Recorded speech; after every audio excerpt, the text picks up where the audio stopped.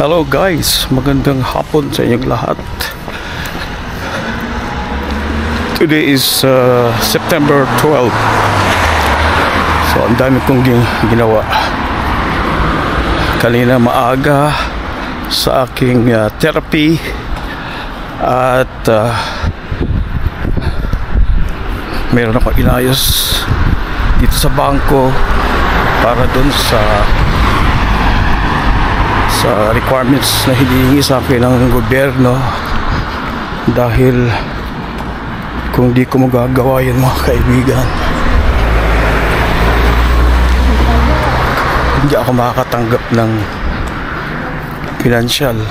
Kailangan ipakita ko, hiningi nila yung aking parang proof na galing dun sa 23 euro na nakita nila sa accounts ko, sa dati kong accounts na close na yon. Yun lang ang hinihingi nila. So sana okay na yun, sana okay na to. Ibibigay ko ngayon dito sa government office malapit dito sa bahay. So alauna na po, gutom na ako.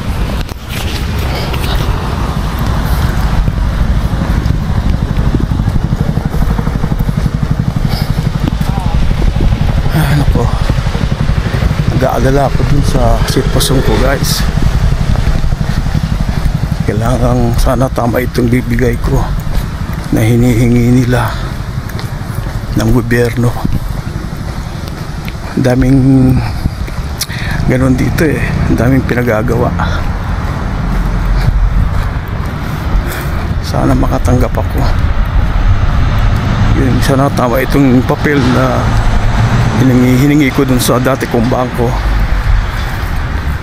tapos ihuhulog ko ngayon doon sa mailbox ng opisina ng government.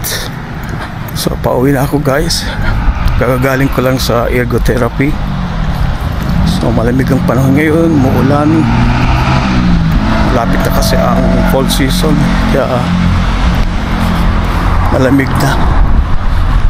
So nagdidilaw na yung mga dahon dito kasi malamig na po. Okay guys, kunin ko na yung bisikleta ko dito.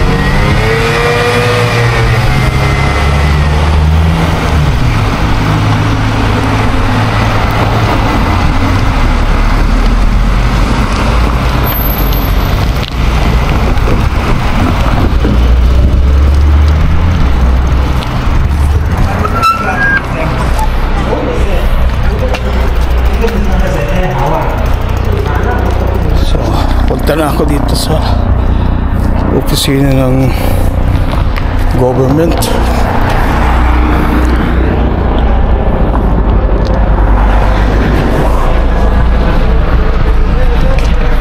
Hulog ko lang yung sukat.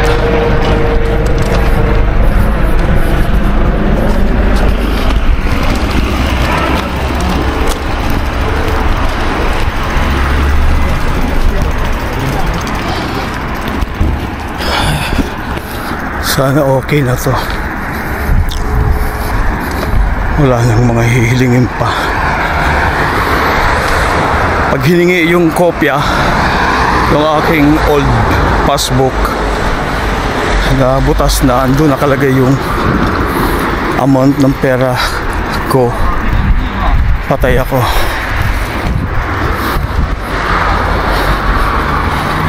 Makikita na may pera ako kahit na tinerminate ko na yung accounts ko, close. So anyway guys, sandali lang, kukunin ko lang yung aking sulat, requirements, kasi kailangan Maibigay ko na to para sa October ay may pambayad ako sa aking mga bills.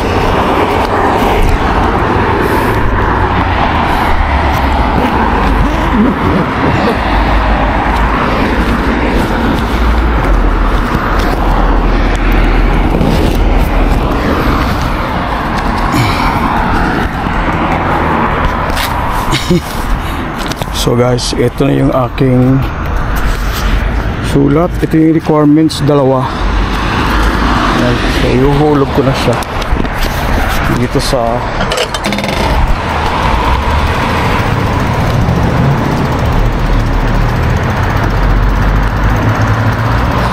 Diyos ko Lord, sana matapos na.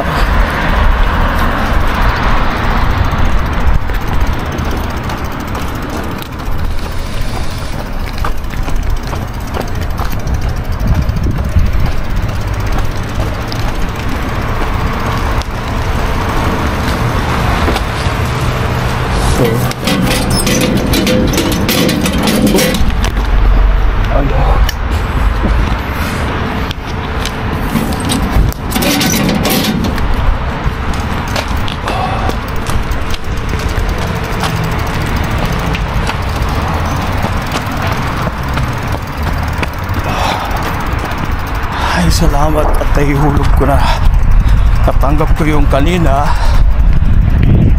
o baka kahapon minulog ng postman. So nakita ko kanina dun sa postbox, mailbox ko. Okay guys, uwi na tayo. Uwi na tayo guys. Alauna na, imedya.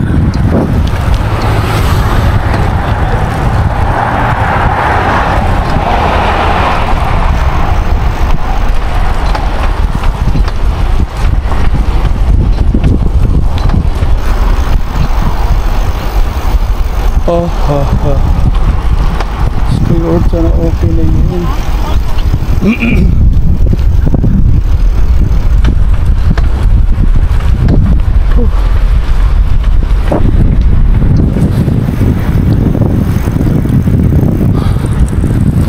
Ang lamig.